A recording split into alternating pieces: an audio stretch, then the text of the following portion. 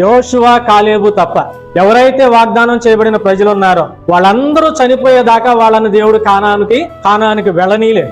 ఎందుకనంటే వారు దేవుని ఎడల అవిశ్వాసం కలిగి ఉన్నారు, దేవునికి అయిష్టులుగా ఉన్నారు. ఆ కారణం చేత వాళ్ళని ఎవ్వరినీ కూడా కానానికి దేవుడు వెళ్ళనీలేదు. ఒక కాలేబు యెహోషువలకు మాత్రమే దేవుడు అవకాశం ఇచ్చి, ఈ రోజు మనం కూడా దేవుడు కోరేటువంటి విశ్వాసం మనం కలిగి లేవనుకోండి, దేవుడు ఏ విశ్వాసాన్ని అయితే మన నుండి ఆశిస్తున్నాడో ఆ విశ్వాసాన్ని మనం కలిగి లేవనుకోండి, మనం కూడా పరలోకం వెళ్ళం. వాళ్ళు ఎలాగైతే వాగ్దాత దేశం కానాని వెళ్ళలేదో, ఈ రోజు మన వాగ్దాత దేశం ఏది అని అంటే పరలోకం. ఆ పరలోకానికి మనం వెళ్ళం.